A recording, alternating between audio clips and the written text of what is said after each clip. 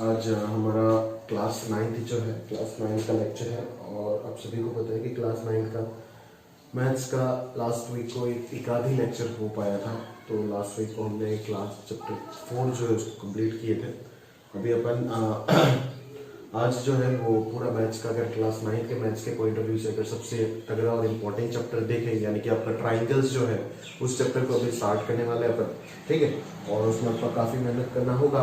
Geometry वाला portion जो main geometry है, लाइन्स एंड एंगल्स, तो बस एक इंट्रोडक्शन था, बट जो मुद्दे का चीज़ है वो अभी स्टार्ट होने वाला है और हम जो है उस चीज़ को डिटेल में पढ़ने वाले हैं, ठीक है। तो स्टार्ट करते हैं जो अपना अगला चैप्टर ट्राइंगल्स, और देखते हैं कि क्या क्या कहानी है इसमें, ठीक है। तो प्रैक्टिस करना होगा आपको, अच्छे से समझने पड़ेंगे सारे बात को। आज की क्लास में, आज के लेक्चर में बेसिकली अपन ट्राइंगल्स के जितने थ्योरी पोर्शन है और जितने थ्योरम्स है उसमें डिटेल में बात करेंगे with their logic and proof, ठीक है। और उसके बाद वाले लेक्चर में अपन डिटेल में आपकी बुक हो या फिर शीट हो, स्टडी मटेरियल हो, जहाँ पे भी जितने भी क्वेश्चंस है, सारे क्वेश्चंस जो है वो वही सारे क्वेश्चंस अपन सॉल्व करेंगे, ठीक है। तो चलिए स्टार्ट करते हैं। अपना पहला चैप्टर जो है वो है अपना ट्राइंगल्स, ठीक है। देखो, अगर मैं ट्राइंगल्स की बात करूँ आपको इन डिटेल में, ठीक है, ट्राइंगल्स का अगर मैं बात करूँ तो आप देख सकते हो कि बेसिक कुछ प्रॉपर्टीज ट्राइंगल का पहले से ही पढ़ के आए हो, ठीक है ना। बेसिक कुछ प्रॉपर्टीज ट्राइंगल का वही आप पहले से ही पढ़ के आए हो, उन्हीं सारे प्रॉपर्टीज को हम पहले देखेंगे, ठीक है। एकदम बेसिक से स्टार्ट किया जाएगा चैप्टर, बेसिक प्रॉपर्टीज पहले देखेंगे। उसके बाद जो आपका मेन जो टॉपिक है एनसीईआरटी के पॉइंट ऑफ व्यू से ट्राइंगल्स में, वो क्या है आपका कॉन्ग्रुएंस, ठीक है, कॉन्ग्रुएंस ऑफ ट्राइंगल्स, ठीक है। तो वो कॉन्ग्रुएंस जो है वो क्या चीज होता है और उसके हेल्प से हम क्या क्या कर सकते हैं। ट्राइंगल का जो ज्योमेट्री है उसको पूरा विजुलाइज कर सकते हो with the help of congruence, पूरा प्रूफ कर सकते हो उसको, समझ में आ रहा है ना। तो बहुत काम का चीज है। 5 प्रकार की कॉन्ग्रुएंस ऑफ ट्राइंगल होता है, तो उन्हीं सबों को हम इन डिटेल में कवर करेंगे और उसके ऊपर जो क्वेश्चंस है वो हम अगले लेक्चर में स्टडी करेंगे। बेसिकली आज के लेक्चर में पूरा चैप्टर का अपन थियरी कवर करने वाले हैं। और लास्ट में एक और पार्ट आता है इनइक्वालिटी वाला पार्ट बोलते हैं, ठीक है। वो भी एक प्रूविंग पार्ट होता है, समझ में आ रहा है। इनइक्वालिटीज यानी कि आपका ट्राइंगल का 2 साइड का समीशन जो है वो तीसरा साइड से बड़ा होता है, वही उसी प्रकार का कुछ 2-3 थ्योरम है, उन सबको हम स्टडी करेंगे और उसके बेसिस पे क्वेश्चन करेंगे। तो ये इनइक्वालिटी वाला पार्ट हम अगले लेक्चर में कवर करते हैं, बट ये मान लीजिए पूरा चैप्टर का 10% ही है, बट मेजर जो 90% चैप्टर है वो आज के लेक्चर में ही अपन कवर करेंगे with in detail theory and proof. बस थियरी एंड प्रूफ जो है वही आज के लेक्चर में देखा जाएगा, और वो आपके लिए सबसे इंपॉर्टेंट है, ये बात आप समझिए। अगर थियरी और प्रूफ का अच्छे से नहीं समझ पाएंगे तो क्वेश्चन आपसे नहीं लेगा। प्रूफ जिस प्रकार से किया जाता है उसी को देख करके हम इनिशियल स्टेज में सीखते हैं कि ज्योमेट्री को सोचते कैसे, समझ में आ रहा है ना। वो सोचने का तरीका आपको सीखना with the help of proofs, समझ में आ रहा है ना। जो थ्योरम का प्रूफ्स है उसको रटने मत जाइएगा, उसको याद करने मत जाइएगा, खुद से सोचने का कोशिश कीजिएगा, दिमाग से जरूर निकलेगा। बस 5 कॉन्ग्रुएंसेस आपको अच्छे से दिमाग में फिट करना है कि क्या होता क्या है। बस ये जिसका दिमाग में फिट हो गया और थ्योरम्स का प्रूफ को अच्छे से बेहतर तरीके से अप्रोच को समझ लिया, वो सारे क्वेश्चन को खुद ब खुद करके निकल जाएगा 90% क्वेश्चन को, समझ में आ रहा है ना, क्लियर है। तो इस प्रकार से हम पूरे चैप्टर को स्टडी करेंगे। अभी जो चैप्टर है वो पहला टॉपिक से स्टार्ट कर देते हैं, ठीक है। तो कॉपी वगैरह आपको साथ में तैयार रखना है, और जैसे ही ऑफलाइन क्लासेस में अपन पढ़ते नोट वोट लिखा के, वैसे ही आपको बताया जाएगा यहाँ पे भी, ठीक है। तो अगर मैं ध्यान से देखूं तो ट्राइंगल अगर मैं बात करूं तो आप क्या बोलोगे, ट्राइंगल, ठीक है ना। आप बोलोगे कि सर एक प्लेन में एक 2 डायमेंशनल प्लेन, जो ये ब्लैक ये व्हाइट बोर्ड मान लो, ये क्या है, एक प्लेन है। इस 2D प्लेन में अगर कोई भी 3 लाइन में ले लेता हूं, ठीक है, जो कि एक दूसरे के पैरेलल नहीं है, कोई भी 3 लाइन अगर मैं ले लेता हूं तो वो 3 लाइन जिस फिगर को कंटेन कर रहा है वही क्या है, आपका ट्राइंगल है, समझ में आ रहा है ना, ठीक है। तो ये आप बेसिक बहुत छोटे क्लास में पढ़ के आए। उसके बाद अगर मैं बात करूं टाइप्स ऑफ ट्राइंगल, तो आप बोलोगे सर ट्राइंगल का जो टाइप्स होता है ना वो 2 प्रकार में क्लासिफिकेशन किया जाता है, समझ में आया। मैं पूछूंगा क्या, तो आप बोलोगे सर एक तो साइड के बेसिस में होता है क्लासिफिकेशन और एक एंगल के बेसिस में होता है, ठीक है। मैं बोलूंगा साइड के बेसिस में कौन सा क्लासिफिकेशन होता है जरा समझा के दो, तो आप बोलोगे सर ये देखो ABC अगर मैं नाम देता हूं इस ट्राइंगल का, ठीक है, तो ये ट्राइंगल जो है वो एक इक्विलैटरल ट्राइंगल तभी कहलाएगा जब तीनों की तीनों साइड जो है वो इक्वल होगा, ठीक है। यही ट्राइंगल का नाम एक आइसोसेलेस ट्राइंगल तभी होगा जब दो साइड उसका इक्वल होगा। समझ में आ रहा है ना। और यही ट्राइंगल का नाम स्केलिन ट्राइंगल तभी होता है जब तीनों के तीनों अनइक्वल साइड्स होते हैं। क्लियर है बात? यहाँ तक आपको समझ में आता है बात, ठीक है। उसके बाद अगर मैं एंगल के ऊपर बेस करके बोलूं तो आप बोलोगे सर एक्यूट एंगल ट्राइंगल पहले मिलता है, मतलब सारे के सारे एंगल जो है वो क्या है, एक्यूट एंगल है, ठीक है, 90 डिग्री से छोटा है, ठीक है। उसके बाद आपको ऑब्ट्यूज एंगल ट्राइंगल मिलता है जहां पे कोई भी एक आध एंगल आपको क्या मिल जाएगा, जैसे इस प्रकार के ट्राइंगल अगर मैं आपको दिखाता हूँ, जैसे मान लीजिए ठीक है ना, ये एंगल जो है वो क्या है 90 डिग्री से बड़ा आपको लग रहा होगा, ठीक है, या फिर और उसको स्ट्रेच कर दीजिए तो आपको पता चल जाएगा कि ये एक ऑब्ट्यूज एंगल ट्राइंगल है। समझ में आ रहा है? क्लियर है? और 90 डिग्री अगर होता है कोई भी एक ट्राइंगल में, अगर एक एंगल 90 डिग्री होता है तो रिमेनिंग टू एंगल का समेशन 90 डिग्री होगा। तो इस प्रकार के कोई भी एक एंगल अगर 90 डिग्री हो जाता है तो उस ट्राइंगल को अपन क्या बोलेंगे, राइट एंगल ट्राइंगल। समझ में आ रहा है ना। तो ये हो गया आपका क्लासिफिकेशन ऑफ ट्राइंगल, एक हो गया on the basis of sides और दूसरा हो गया on the basis of angle, ठीक है। तो इस प्रकार से ये सारे बेसिक फंडे जो है वो आपको पहले से पता है, तो मैं ये सब लिखा करके आपका समय भी खराब नहीं करूंगा और आपका टाइम जो है उसको भी वेस्ट नहीं करना चाहता हूँ, ठीक है। तो इस प्रकार से ये सारी चीजें आपको पहले से ऑलरेडी पता है, तो इतना सा चीज आप याद रख सकते हो कि बोले सर एक्यूट एंगल ट्राइंगल क्या होता है, ऑब्ट्यूज एंगल ट्राइंगल क्या होता है और आपका राइट एंगल ट्राइंगल क्या होता है। समझ में आ रहा है ना।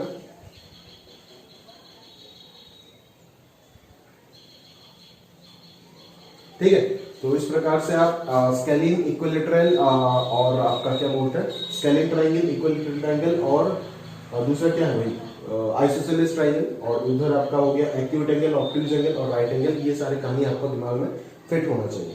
समझ आता है मेरी बात? क्लियर है? अगर ट्राइंगल को डिफाइन करने के लिए बोला गया तो आपका शीट में लिखा होगा, आप देख लीजिएगा, a plane figure bounded by 3 lines in a plane is called a triangle। बराबर, ये सारी कहानी आपको ऑलरेडी पता है, ठीक है। तो मैंने जो बोला था कि चैप्टर में कॉन्ग्रुएंस, एनसीईआरटी अगर देखोगे तो एनसीईआरटी में कॉन्ग्रुएंस से स्टार्ट किया है, बट मैं कॉन्ग्रुएंस थोड़ी देर बाद आपको स्टार्ट कर रहा हूँ। पहले कुछ बेसिक फंडे और बेसिक थ्योरम के बारे में बात कर लेते हैं, जो एक ट्राइंगल के बारे में किसी भी स्टूडेंट को पता होना चाहिए, ठीक है। तो सबसे पहला थ्योरम जो है, चैप्टर ही स्टार्ट करो आप एक थ्योरम से, ठीक है। एक थ्योरम नंबर 1 लगाओ, थ्योरम नंबर 1 लगाओ सबसे पहले। अब लिखो थ्योरम नंबर 1 पे, अब लिखो the sum of the angles of a triangle is 180 degree. Sum of the angles of a triangle is 180 degree, ठीक है। ये आपको प्रूफ करना है। थ्योरम लिखो, sum of the angles of a triangle is 180 degree. अभी ये आपको प्रूफ करना है। कैसे प्रूफ करना है वो चीज भी आप समझते होंगे कि मान लीजिए ए है, ये बी है, ये सी है। अभी ये तीन इंटीरियर एंगल का समेशन हमें कितना प्रूफ करना है, 180 डिग्री प्रूफ करना है। समझ में आ रहा है ना भी किस प्रकार से अपन प्रूफ कर सकते हैं इस चीज को। ध्यान से देखें, अपन क्या कर रहे हैं, ये जो बीसी साइड है ना, इसी बीसी साइड के पैरेलल जो है ना वो एक लाइन बनाते हैं। बीसी साइड के पैरेलल एक लाइन बना लेते हैं एल। समझ में आ रहा है ना, जो कि बीसी के पैरेलल है। बाय कंस्ट्रक्शन में ये कंसीडर कर रहा हूं कि एल जो लाइन जो ए के थ्रू पास हो रहा है वो बीसी के पैरेलल है। तो सर फायदा क्या होगा यहाँ से, फायदा कुछ इस प्रकार से होगा कि एंगल, अगर मैं इसको 1 बोल देता हूँ, इसको एंगल 2 बोल देता हूँ, इसको एंगल 3 बोल देता हूँ, ठीक है। मान लो ये एंगल 4 है और ये एंगल 5 है, ठीक बात है। तो आप यहाँ पे बोल सकते हो सर ये दोनों पैरेलल है और ये एक ट्रांसवर्सल का काम कर रहा है, तो यहाँ से क्लियरली अपन बोल सकते हैं कि एंगल 2 और एंगल 4 जो होगा वो क्या हो जाएगा, इक्वल हो जाएगा। एंगल 2 और एंगल 4 जो होगा वो क्या हो जाएगा, इक्वल हो जाएगा। उसके बाद अगर मैं बात करूं कि ये दोनों पैरेलल है और एसी को अगर ट्रांसवर्सल की तरह कंसीडर करूं तो एंगल 3 और एंगल 5 जो होगा वो भी क्या हो जाएगा, इक्वल हो जाएगा। समझ में आ रहा है ना। फिर अपन ये भी बोल सकते हैं सर ये तीनों एंगल का समेशन तो क्या है, ये तीनों एंगल का समेशन तो क्या है सर, 180 डिग्री है ना। ये तो समझ में आता है, लीनियर पेयर समझ में आता है ना। इन तीनों का समेशन क्या होगा, 180 डिग्री होगा। कोई भी पॉइंट में अगर एंगल पूछता हूं तो ये आप क्या बोलोगे, 180 डिग्री। अब एंगल 4 का वैल्यू एंगल 2 आपको पता है, तो एंगल 4 की जगह पे क्या डाल दो, एंगल 2 डाल दो। समझ में आ रहा है ना। और एंगल 5 का वैल्यू एंगल 3 पता है, तो एंगल 5 की जगह पे भी क्या डाल दो, एंगल 3 डाल दो। तो इक्वल तो कितना आ गया, 180 डिग्री। तो इसी प्रकार से आप ये प्रूफ कर सकते हो कि sum of 3 angles of a triangle is 180 degree. ठीक बात है। उम्मीद करता हूँ कि बड़ा बेसिक सा थ्योरम था और कोई भी बच्चा इस चीज को समझ जाएगा, इसमें ज्यादा दिक्कत कुछ भी नहीं है। ठीक है, अगर दिक्कत आता है तो फोन करके पूछ लीजिएगा या फिर आप वीडियो को पॉज करके देखिए, अच्छे से आपको समझ आ जाएगा। लेकिन अगर बात करें तो लिखिए फटाफट पहले ये साइड में ये डायग्राम बना लीजिएगा। साइड में जैसे आपको पता है कि ज्योमेट्री में अपन इधर ज्योमेट्री करते हैं, साइड में डायग्राम बनाते हैं, तो साइड में डायग्राम बना लीजिएगा और इधर से ज्योमेट्री आप स्टार्ट कीजिए। ठीक है, पॉइंट्स होगा आपका, पहले अपन लिखेंगे कि गिवन इंफॉर्मेशन क्या है, फिर अपन अपना कंस्ट्रक्शन टू प्रूफ जो है, क्या प्रूफ करना है वो लिख देंगे, फिर अपन अपना कंस्ट्रक्शन जो है उसको लिखेंगे और फिर अपना प्रूफ वाला पार्ट को करेंगे। ये 4 स्टेप होता है ज्योमेट्री का, वो आपको अच्छे से पता है, तो यहाँ से अपन स्टार्ट करेंगे। ठीक है, तो सबसे पहले आप गिवन वाले डाटा में लिखिए ए ट्राइंगल एबीसी, सिर्फ लिख दो ए ट्राइंगल एबीसी। गिवन वाले डाटा में लिख दो ए ट्राइंगल एबीसी, बस एक ट्राइंगल ही आपको गिवन है और कुछ गिवन नहीं है। ठीक है, और ये सारे पॉइंट्स तो इधर चलता जाएगा और उसके साइड में आपका फिगर होगा जो कि आपको पेंसिल से बना करके रखना है। ठीक है, ए ट्राइंगल एबीसी। फिर टू प्रूफ वाले सेक्शन में लिखो angle A plus angle B plus angle C equal to 180 degree. Angle A plus angle B equal to angle C, sorry angle A plus angle B plus angle C equal to 180 degree, that is angle 1 plus angle 2 plus angle 3 equal to 180 degree. ठीक है, उसके बाद construction वाले part में आओ। Construction वाले part में लिखो through capital A comma draw a line parallel to BC, draw a line parallel to BC, draw a line parallel to BC. ठीक है, फिर अपन प्रूफ वाले सेक्शन में आएंगे, और लिखेंगे since L parallel to BC, since L parallel to BC, इसका नाम दिया मैंने L, since L parallel to BC, therefore angle 2 is equal to angle 4 and angle 3 is equal to angle 5। ठीक है, ब्रैकेट में लिख देना अल्टरनेट इंटीरियर एंगल्स। वो आपको पता है अच्छे से कि ये अल्टरनेट एंगल है, समझ में आ रहा है ना, ये दोनों पैरेलल नहीं, ये ट्रांसवर्सल है, तो ये दोनों अल्टरनेट एंगल होगा। सभी को ये आइडिया तो होगा ही ना भाई, बचपन में पढ़ के आए हो, अगर दो पैरेलल लाइन है, ये अगर ट्रांसवर्सल है तो ये एंगल इसके इक्वल होता है और ये एंगल इसके इक्वल होता है। ठीक है, इतना सा आइडिया आपके अंदर होना ही चाहिए, और वापस ये एंगल और ये एंगल भी इक्वल होगा। ठीक है, तो यहाँ तक आपने लिख लिए होंगे अल्टरनेट इंटीरियर एंगल। उसके बाद आप नीचे लिखो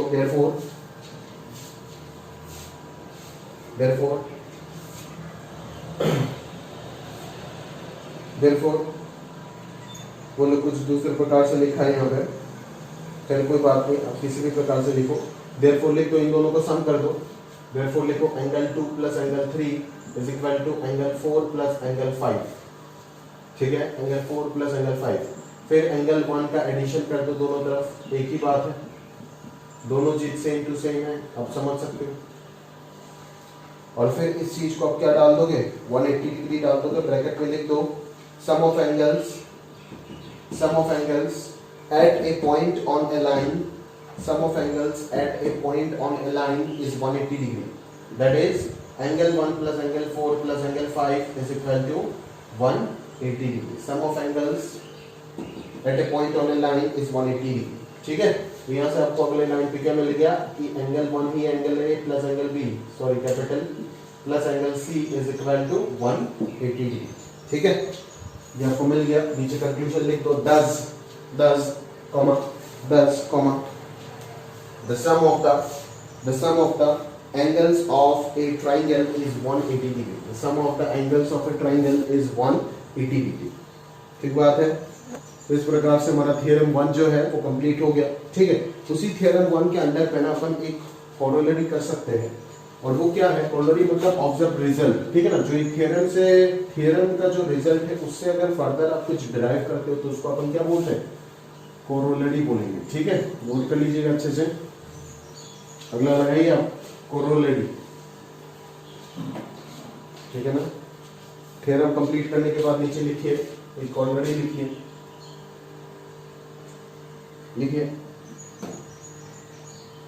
इसके अंदर लिख दीजिए corollary.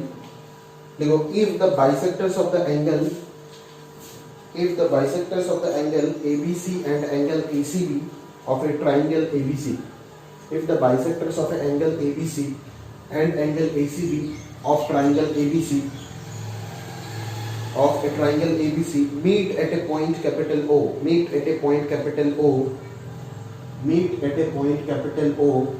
then prove that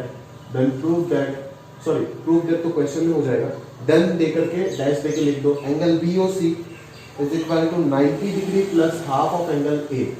angle BOC is equal to 90 degree plus half of angle A. ठीक है, ये भी बड़ा इजी चीज है प्रूफ करना, कोई दिक्कत नहीं है यहाँ पे। ये ABC आपका ट्राइंगल हो गया।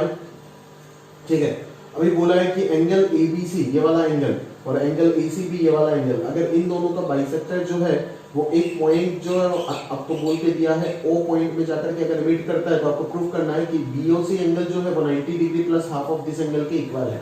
समझ में आ रहा है? तो अब क्या करोगे यहाँ पे, ये जो एंगल हो जाएगा वो आपका क्या हो जाएगा, हाफ ऑफ एंगल B हो जाएगा, और ये जो एंगल हो जाएगा वो क्या हो जाएगा, हाफ ऑफ एंगल C हो जाएगा। ध्यान से समझो, क्योंकि ये पूरा पूरा B एंगल है, ये OB जो हो गया वो उसका बाइसेक्टर हो गया, एंगुलर बाइसेक्टर, तो ये दोनों एंगल को बाइसेक्ट कर देगा, मतलब इक्वल पार्ट में डिवाइड कर देगा। तो ये हो जाएगा हाफ ऑफ एंगल B और ये भी हो जाएगा half of angle B। Similarly ये भी हो जाएगा हाफ ऑफ एंगल C, ये भी हो जाएगा हाफ ऑफ एंगल C। तो अगर मैं ट्राइंगल BOC से कुछ बात करने का कोशिश करूं, ट्राइंगल BOC से, तो कुछ इस प्रकार से आप देख सकते हो, half of angle B plus half of angle C plus angle BOC जो होगा वो कितने के इक्वल होगा, 180 डिग्री के इक्वल होगा। समझ में आता है? क्लियर है? यहाँ से कहानी सिंपल है एकदम, हाफ कॉमन ले लो और अंदर आ जाएगा angle B plus angle C plus angle BOC बराबर 180। ठीक है, यहाँ पे हाफ आ जाएगा, angle B plus angle C को क्या लिख सकते हैं, ये अभी आपने एक थ्योरम पर क्या है कि एक ट्राइंगल में सम ऑफ 3 एंगल्स कितना होता है, angle A plus angle B plus angle C कितना हो जाता है, 180। तो एंगल B प्लस C का वैल्यू मैं क्या लिख सकता हूँ, ऊपर से 180 डिग्री माइनस एंगल A लिख सकते हैं या नहीं लिख सकते, बिल्कुल लिख सकते हैं भाई। 180 डिग्री माइनस क्या लिख सकते हैं अपन, एंगल A प्लस इधर क्या आएगा, angle BOC is equal to 180 degree. समझ आता है? तो हाफ इंटू 180 डिग्री कितना हो जाता है, 90 degree minus half into angle A plus angle BOC बराबर 180। समझ आता है मेरी बात? क्लियर है? तो यहाँ से अगर अपन सॉल्व करें तो ये 90 को उधर भेज दो, तो यहाँ से आ जाएगा आपका एंगल BOC का value 90 degree plus half of angle A। समझ में आता है ना? और ये काफी सिंप्लीफाइड प्रूफ है। ठीक है, तो अगर मैं लिखाने का कोशिश करूं तो आप लिख लो, सबसे पहले गिवन में लिख लो a triangle ABC such that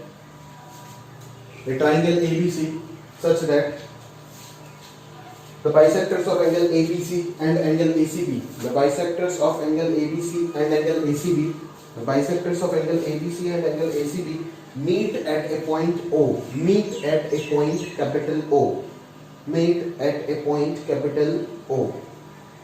To prove, अगला point to prove, ये वाला चीज लिख लो, to prove में, to prove देकर के ये वाला चीज लिख लो। अभी लिखो प्रूफ, लिखो प्रूफ, अभी प्रूफ लिखो, अभी प्रूफ लिखो, अभी प्रूफ लिखो, लिखो सबसे पहले लिखो using angle sum property, angle sum property. अभी जो प्रॉपर्टी थ्योरम 1 जो कराया ना उसको एंगल सम प्रॉपर्टी बोलते हैं। Sum of 3 angle is 180 degree. Angle sum property in triangle BOC, in triangle BOC, comma, we have ये लाइन लिखो, angle OBC plus angle OCB plus angle BOC is equal to 180 degree, is equal to 180 degree. समझ में आया क्या? फिर यहाँ पे imply डाल देना और ये लाइन लिखोगे और ब्रैकेट में लिख दोगे angle OBC is equal to half of angle B and angle OCB is equal to half of angle C, since OB and OC are the bisectors of angle ABC and angle ACB। इतना सा चीज bracket में डाल देना जब भी आप इस लाइन से इस लाइन पे आओगे। ठीक बात है? फिर आप आगे लिखो, हाफ कॉमन ले लो, angle B plus angle C लिख दो और एंगल BOC लिख दो इक्वल टू 180 डिग्री। फिर आप जब भी यहाँ पे 180 माइनस A लिखोगे तो उसके ब्रैकेट में भी कुछ आना चाहिए, उसके ब्रैकेट में लिखोगे since angle A plus angle B plus angle C is equal to 180 degree by using angle sum property, in triangle ABC, triangle ABC में एंगल सम प्रॉपर्टी लगा करके हमें मिला angle A plus angle B plus angle C 180 degree. Angle B plus angle C का value यहाँ से अपन 180 minus angle A लिख सकते हैं, और यहाँ से सिंप्लीफाई होकर के ये रिलेशन आपके पास आ गया, ठीक है। और कुछ लिखने का जरूरत नहीं है, जैसे ही ये आपके पास मिल जाता है प्रूफ लिख दीजिएगा, समझ में आ रहा है, ठीक है। तो इस प्रकार से अपन इस कॉर्नरी को भी प्रूफ कर बैठे, ठीक है। ये हो गया आपका थ्योरम 1 और उसके रिस्पेक्ट में जो कॉर्नरी आपको बताया गया है वही, ठीक है। अभी आपको अगला एक और थ्योरम बता रहा हूँ, इतना फेमस नहीं है बट रेयर है, बट डिफिकल्ट और गंदे क्वेश्चंस जो होते हैं ना उसमें काफी काम आ जाता है कभी कभी। अभी एनसीईआरटी लेवल में तो ऐसा कोई क्वेश्चन आपको नहीं मिलेगा, but olympiad point of view से ट्रायंगल का जो प्रॉपर्टीज है उसमें काफी क्वेश्चंस पूछे जाते हैं ज्योमेट्री में, और एक आध क्वेश्चन हर साल ही लगभग आ जाता है। तो उस जगह पे आप इस चीज को आपको यूज करने को मिल जाएगा किसी ना किसी क्वेश्चन पे, समझ में आ रहा है ना। एनसीईआरटी पे इतना फेमस नहीं है बट है तो बहुत काम का चीज है, ठीक है।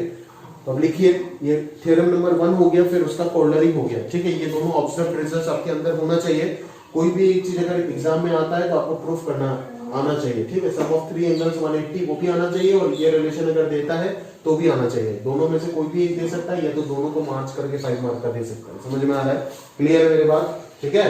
तो इस प्रकार से ये चीज मैं उम्मीद करता हूँ कि आपको बेहतर तरीके से समझ में आ गया होगा, और प्रॉपर्ली आप नोट कर रहे होंगे। और उसके बाद आपका जो बाकी काम है, अगर कोई डाउट वगैरह होता है तो आप पूछ लीजिएगा मेरे को फोन करके, ठीक है। मेरा नंबर आपको पता है, अदरवाइज टेलीग्राम में पूछिए, जवाब आपको मिल जाएगा, ठीक है। बट अगर थियरी में वीडियो में डाउट है तो मैं फील करता हूँ कि फोन करके पूछना बेहतर है, ठीक है। तो अगला थ्योरम जो उसके ऊपर अपन पढ़ते हैं, और थ्योरम नंबर 2 को स्टडी करते हैं, ठीक है। थ्योरम नंबर 2 पे एक बार फोकस कीजिए। थ्योरम नंबर 2 हेडिंग लगाइए, लिख लीजिए पहले, लिखिए, if two parallel lines are intersected by a transversal, if two parallel lines are intersected by a transversal, then prove that the bisectors of the two pairs,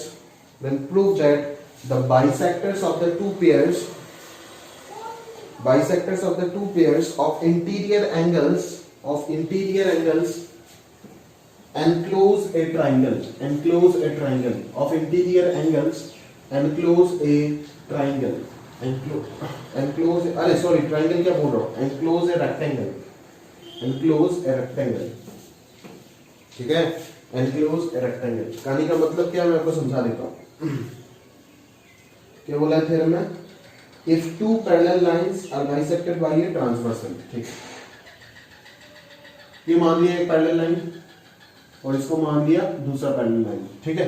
ये दोनों parallel line को अगर एक ट्रांसवर्सल ने कट करके गया तो वो लोग क्या बोल रहे हैं मैं आपको बताता हूं। वो लोग बोल रहे हैं कि इस एंगल का, यहां पे कितना एंगल हो, एक एंगल, 2 एंगल, 3 एंगल, 4 एंगल, चारों एंगल का जो बाइसेक्टर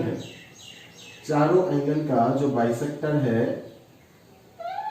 कुछ इस प्रकार से होगा ना। चारों एंगल का बाइसेक्टर, ये हो गया इस एंगल का बाइसेक्टर, ये हो गया इस एंगल का बाइसेक्टर। अभी ये ऑब्ट्यूज एंगल का बाइसेक्टर कुछ इस प्रकार से जाएगा, ठीक है, और इस ऑब्ट्यूज एंगल का बाइसेक्टर कुछ इस प्रकार से जाएगा। ये चारों एंगल का बाइसेक्टर मिलकर के एक रेक्टेंगल बना रहा है, वो प्रूफ करवाओ। समझ में आया? आपको बोला गया है कि अगर दो पैरेलल लाइन को एक ट्रांसवर्सल कट मार के जाता है तो जितना इंटीरियर एंगल बनता है, दो एक्यूट और दो ऑब्ट्यूज, उन चारों एंगल का जो बाइसेक्टर होगा, एंगल बाइसेक्टर होगा ना, वो एंगल बाइसेक्टर आपस में एक रेक्टेंगल बना रहा है, वो आपको प्रूफ करना है। क्या क्या नाम दिया वो लोग देख लेते हैं एक बार। इसको बोल रहा है ए बी, तो अपन भी बोल देते ए बी। फिर इसको बोला जा रहा है सी डी, अपन बोल देते इसको सी डी। फिर इस ट्रांसवर्सल को वो लोग बोले ई एफ, बोल रहे। फिर यहाँ पे बोल रहा है आपको जी एल, और इधर बोलता है एच एम। कहानी पकड़ में आया आपको? ठीक है। तो अगर मैं कहानी पे आपको समझाने का कोशिश करूं, लिखना लिखना ये सब काम तो हो जाएगा भाई, पहले समझ लो, ठीक है। तो अगर मैं आपको इसको समझाने की कोशिश करूं तो आप बोलोगे सर आपको प्रूफ करना है कि ये एक रेक्टेंगल है। मैं बोलूंगा बिल्कुल सही, ये एक रेक्टेंगल मुझे प्रूफ करना है। ये एक रेक्टेंगल कब बनेगा? रेक्टेंगल क्या होता है भाई? रेक्टेंगल एक पैरेललोग्राम होता है, सभी को पता है, ठीक है। तो सबसे पहले इस कहानी को क्या प्रूफ करना पड़ेगा? इस बक्सा को सबसे पहले क्या प्रूफ करना होगा आपको? एक रेक्टेंगल प्रूफ करने के लिए आपको एक पैरेललोग्राम प्रूफ करना पड़ेगा, ठीक है। और सारे पैरेललोग्राम क्या रेक्टेंगल ही होते हैं क्या? बिल्कुल नहीं। सारे पैरेललोग्राम के अंदर रेक्टेंगल भी होते हैं, रोम्बस भी होते हैं, स्क्वायर भी होते हैं, ठीक है। तो रेक्टेंगल प्रूफ करने के लिए आपको एक और कहानी प्रूफ करना पड़ेगा, और वो कौन सा हो जाएगा? वो कौन सा हो जाएगा सर? वो हो जाएगा उसका एंगल जो है वो क्या है 90 डिग्री। तो आप बोलोगे सर यहाँ पे तो आप गलत बता रहे हो, क्योंकि एंगल 90 डिग्री तो उसमें भी होता है, स्क्वायर में भी होता है। तो एंगल 90 डिग्री अगर स्क्वायर में होता है तो स्क्वायर में सारे साइड्स भी इक्वल होते हैं, बट यहाँ पे साइड लेंथ जो है वो इक्वल नहीं है, बाय कंस्ट्रक्शन ही दिख रहा है आपको। समझ में आया ना? तो यहाँ पे 90 डिग्री प्रूफ करना इज मोर देन इनफ। समझ में आया? क्योंकि ये एंगल मतलब एक्यूट है, ये ऑब्ट्यूज है। समझ में आ रहा है ना? दोनों को लाइन खींचोगे जब तो ऑब्वियसली ये साइड लेंथ इक्वल नहीं होगा। अगर इक्वल बनाना है तो ये कभी रेक्टेंगल नहीं बन सकता। ठीक है, ये 90 डिग्री प्रूफ करना इज मोर देन इनफ। समझ में आ रहा है ना? तो सोचते हैं कि कहानी पे इस चीज को अपन पैरेललोग्राम कैसे प्रूव कर सकते हैं। समझ में आ रहा है क्या मेरी बात? इस चीज को अपन पैरेललोग्राम कैसे प्रूव कर सकते हैं। ठीक है, तो पैरेललोग्राम कैसे प्रूव करोगे एक बार सोच के देखो। पैरेललोग्राम कैसे प्रूव करोगे? पैरेललोग्राम प्रूव करने के लिए आपको कुछ इस प्रकार से काम करना पड़ेगा ना। जैसे आप एक काम कर सकते हो, अगर इन दोनों को आप पैरेलल दिखाना चाहते हो तो ये आपको लग रहा है ये तो पूरा पूरा ट्रांसवर्सल बनने के लिए तैयार है, ये GH जो है ना वो तो ट्रांसवर्सल बनने के लिए तैयार है ना। मतलब कि आप ये इतना सा बता रहे हो कि अगर ये एंगल और ये एंगल सर आप इक्वल दिखा देते हो ना, तो अगर ये एंगल और ये एंगल इक्वल हो गया और ये ट्रांसवर्सल हो गया तो इन दोनों को अपन क्या बोल सकते हैं? पैरेलल बोल सकते हैं ना। कन्वर्स ऑफ दैट थ्योरम समझ में आया ना, जो लाइंस एंड एंगल्स में अपन पढ़ते हैं। ठीक है, अगर ये दोनों पैरेलल है और ये ट्रांसवर्सल है तो अपन बोलते हैं ना ये दोनों एंगल इक्वल है। अगर ये दोनों एंगल इक्वल है और ये ट्रांसवर्सल है तब भी बोल सकते हैं कि ये दोनों लाइन क्या होगा? पैरेलल होगा। समझ में आता है मेरी बात? क्लियर है? तो यहां तक कहानी आपको पकड़ में आना चाहिए। समझ में आ रहा है? तो सबसे पहले अपन क्या बोलेंगे? As AB and CD are parallel, as AB and CD are parallel and EF is the transversal, EF is the transversal. समझ में आया ना? तो होगा क्या? तो होगा क्या? एंगल AGH जो होगा ना वो एंगल GHD के इक्वल हो जाएगा। इतना तो आपको समझ में आता है कि ये एंगल इसके इक्वल हो जाएगा। अभी मैं क्या बोल रहा हूँ ना, अभी मैं बोल रहा हूँ ये अगर एंगल बाइसेक्टर है तो इस पूरा एंगल को तो 2 टाइम्स ऑफ एंगल HGM लिख सकते हैं। इसको 2 टाइम्स ऑफ एंगल HGM लिख सकते हैं क्योंकि ये एंगल बाइसेक्टर है ना। और इस पूरा एंगल को भी अपन क्या लिख सकते हैं? 2 टाइम्स ऑफ दिस एंगल। नहीं आ रहा है? 2 टाइम्स ऑफ क्या लिख सकते हैं? GHL लिख सकते हैं। समझ में आ रहा है? तो यहां से आपको पता चल जाएगा कि एंगल HGM जो होगा वो एंगल GHL के क्या हो जाएगा? इक्वल हो जाएगा। तो आपको समझ में आ गया सर कि ये दोनों एंगल इक्वल है। अभी आप बोल दोगे कि ये ट्रांसवर्सल है तो ये दोनों लाइन क्या हो जाएगा? पैरेलल हो जाएगा। सिमिलरली आप ये भी प्रूव कर सकते हो कि ये दोनों भी क्या होगा? पैरेलल होगा। काम खत्म। तो ये पैरेललोग्राम प्रूफ हो गया। अभी बस एंगल 90 डिग्री दिखाना है तो और ज्यादा कोई दिक्कत नहीं है। तो अभी आप दिखा दो एंगल 90 डिग्री। कैसे दिखाओगे? अगर ये ट्रांसवर्सल है तो इन दोनों एंगल का समेशन कितना? 180। बोले सर कैसे, कुछ समझ नहीं आता है, ध्यान से बताओ ना यार। लाइन से एंगल से पढ़ाया था, अगर आप भूल गए तो ये दोनों एंगल इक्वल है। मान लीजिए A है, ये B है। अगर ये B है तो ये 180 माइनस B, इतना तो समझ आता है ना? नहीं आ रहा है? नहीं आ रहा है क्या? चलो खैर कोई बात नहीं। एक काम करो आप, ये एंगल A और इसको मैं B मान लेता हूं। समझ में आया क्या? इसको मैं B मान लेता हूं। अगर ये B है तो आपको A और B का रिलेशन निकालना है ना। तो ये A है, ये B है। अगर ये B है तो ये 180 माइनस B होगा। और ये दोनों एंगल इक्वल होता है, आपको अच्छे से पता है ना? Underneath angle. तो A is equal to 180 minus B, तो A प्लस B का वैल्यू कितना हो जाएगा? 180 डिग्री हो जाएगा। समझ में आता है ना? तो इस प्रकार से ये बोल सकते हो यहाँ पे कि सर आपका जो ये वाला एंगल है ना और आपका जो ये वाला एंगल है उन दोनों का समेशन जो होगा ना वो 180 होगा। तो यहाँ पे नीचे से अपन स्टार्ट करेंगे, क्या लिखेंगे कि angle BGH plus angle DHG is equal to कितना हो जाएगा? 180 हो जाएगा। समझ में आता है क्या? उसी एंगल BGH को अपन क्या लिख सकते हैं? 2 टाइम्स ऑफ एंगल LGH लिख सकते हैं बराबर, प्लस 2 टाइम्स ऑफ DHG को अपन क्या लिखे? DHG को 2 टाइम्स ऑफ एंगल HLG लिख सकते हैं, HLG लिख सकते हैं इक्वल टू 180 डिग्री। तो यहां से अपने को मिलता है कि angle LGH plus angle HLG बराबर कितना हो जाएगा? 90 आ जाएगा। मतलब क्या कि इस एंगल और इस एंगल का समीशन कितना आ गया? 90 degree.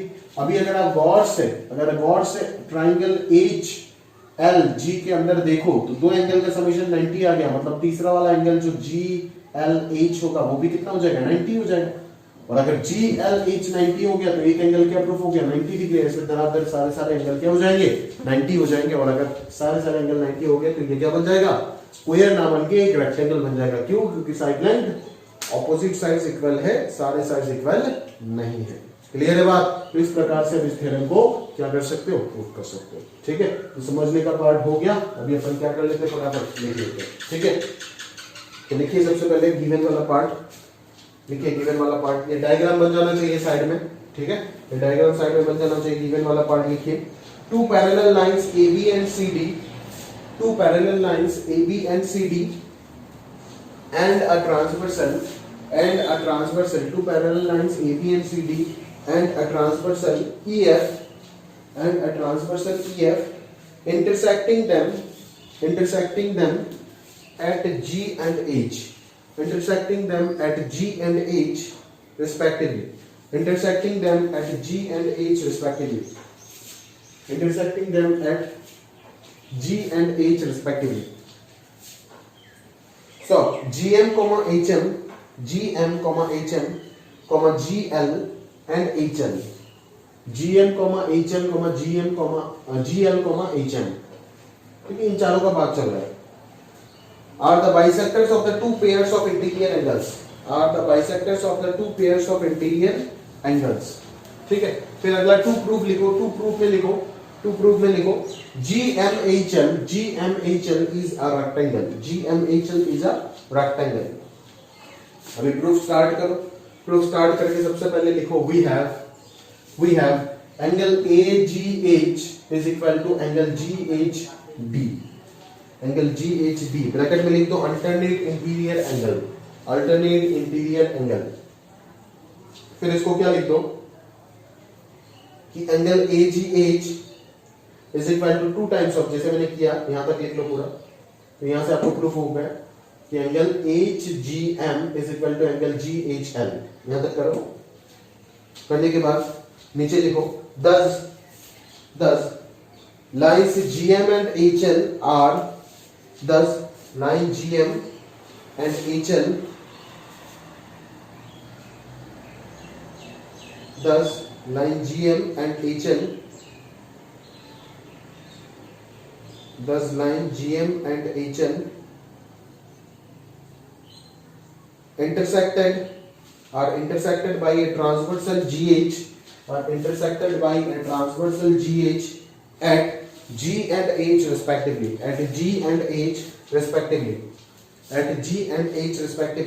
such that pair of alternate angles are equal, that is angle HGM is equal to angle GHL, that is angle HGM is equal to angle GHL।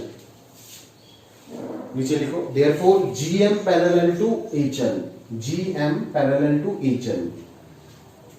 ठीक है, नीचे लिखो, उसके नीचे लिखो similarly comma we can prove that GL parallel to HM, stop देके लिखो so GMHL is a parallelogram,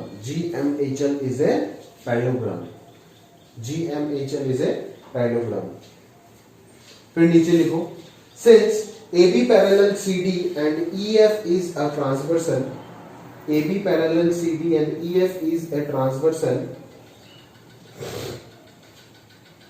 therefore angle BGH plus angle DHG is equal to 180 degree, angle BGH plus angle DHG is equal to 180 degree। इसके bracket में यहां पे लगा देना since sum of interior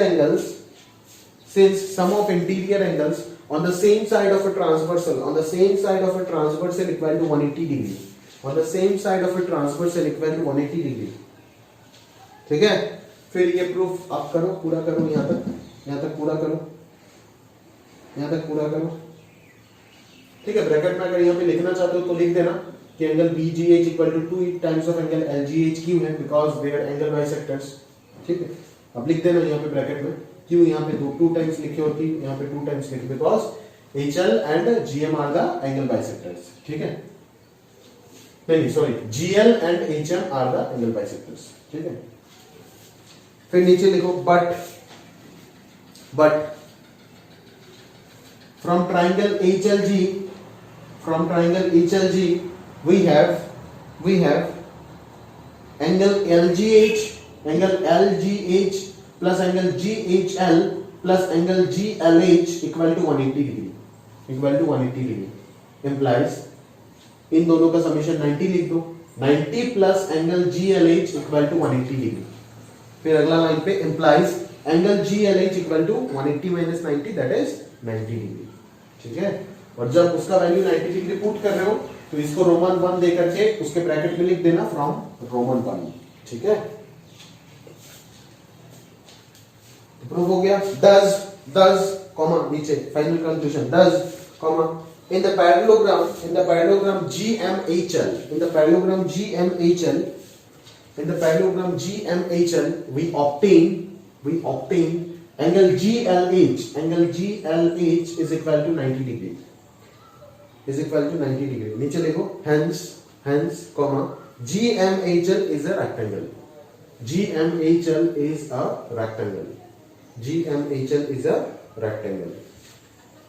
ठीक है, GMHL is a rectangle। अगला आप लिखोगे, ये हो गया आपका काम। अगला लिखोगे कि एक्सटीरियर एंगल थ्योरम। ठीक है, अगला थ्योरम देखो एक्सटीरियर एंगल थ्योरम, समझ आता है। अगला थ्योरम लिखोगे एक्सटीरियर एंगल थ्योरम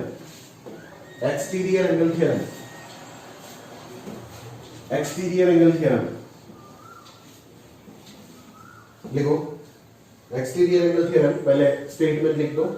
लिखो theorem number 2 exterior angle theorem में स्टेटमेंट लिखो if a side of a triangle is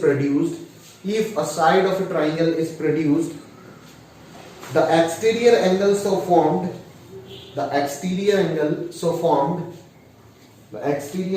formed is equal to the sum of the two interior opposite angles is equal to the sum of the two interior opposite angles ठीक है, एकदम लल्लू सा चीज है, कुछ भी नहीं है एक्सटीरियर एंगल थ्योरम, कुछ भी नहीं। ये देखो अगर मैं किसी भी साइड, जैसे मान लीजिए ट्राइंगल एबीसी है, तो ये ट्राइंगल एबीसी है, तो यार खोलना यार, ये ट्राइंगल एबीसी है ना। अभी अगर अपन क्या करते हैं, इसी चीज को एक्सटेंड कर देते हैं, समझ में आ रहा है ना। तो इसी चीज को एक्सटेंड करने के बाद ये जो एंगल जनरेट हो रहा है ना, उसी को अपन क्या बोलेंगे, exterior angle. Interior angle C is this, but exterior angle C is known as this. समझ में आया ना। तो इसका जो वैल्यू होगा ना, वो ऑपोजिट दो एंगल का समेशन के इक्वल होगा। ये एंगल और ये एंगल का समेशन हो जाएगा इसके इक्वल। क्लियर है बात, समझ में आ रहा है ना, क्लियर है।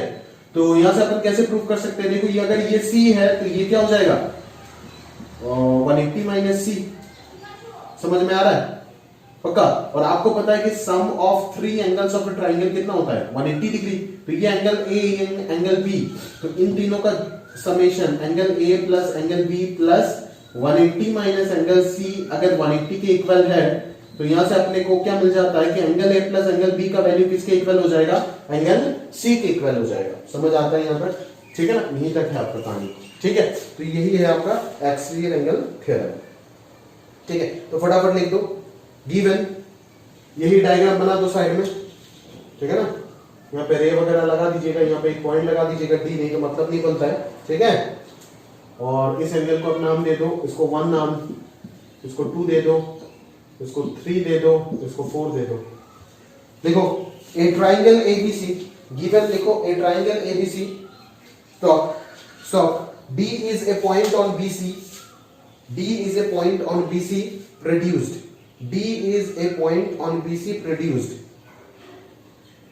D is a point on BC produced, D is a point on BC produced, BC produced forming exterior angle angle 4, forming exterior angle 4। फिर लिखो टू प्रूफ क्या प्रूफ करना है, angle 4 equal to angle 1 plus angle 2, angle 4 is equal to angle 1 plus angle 2, that is angle ACD is equal to angle CAB plus angle ABC, that is angle ACD is equal to angle CAB plus angle ABC, angle ABC। फिर फिर proof डालो, proof डाल के लिखो in triangle ABC, we have angle 1 plus angle 2 plus angle 3 equal to 180 degree, equal to 180 degree.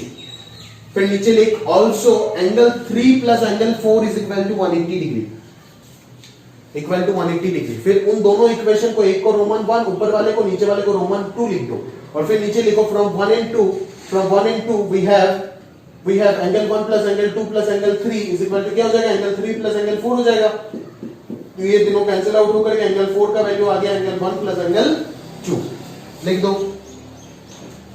हो गया। Hence क्या proof हो गया, angle ACD is equal to angle CAB plus angle ABC, that is exterior angle equal to sum of two interior opposite angles. ठीक है, हो गया, चलो ठीक है। और यहां से एक और कॉर्लरी में बता रहा हूं, इस थ्योरम के अंडर पे, इस थ्योरम नंबर 3 के अंडर पे एक और कॉर्लरी लिखो। ये ऑब्वियस है ना, ये सब बिना बताए अगर मैं चला जाऊंगा तो भी ठीक है। ये जो एक्सटीरियर एंगल है ये दोनों इंटीरियर एंगल से बड़ा होगा। अरे भाई एंगल 4 का वैल्यू अगर एंगल 1 और एंगल 2 है तो डेफिनेटली एंगल 4 का वैल्यू एंगल 1 से भी बड़ा होगा, एंगल 4 का वैल्यू एंगल 2 से भी बड़ा होगा, क्योंकि एंगल 4 का आंसर देखो ना, एंगल 1 प्लस समथिंग कुछ आ रहा है और वो पॉजिटिव है। दोनों के दोनों एंगल एक्यूट एंगल है ना, पॉजिटिव है, तो एंगल 4 का वैल्यू एंगल 1 से भी बड़ा होगा, एंगल 2 से भी बड़ा होगा। बस ये लिख करके रख दो आप, ठीक है, लिख के रख दो। लिखो कॉरोलरी नीचे लिखो एन एक्सटीरियर एंगल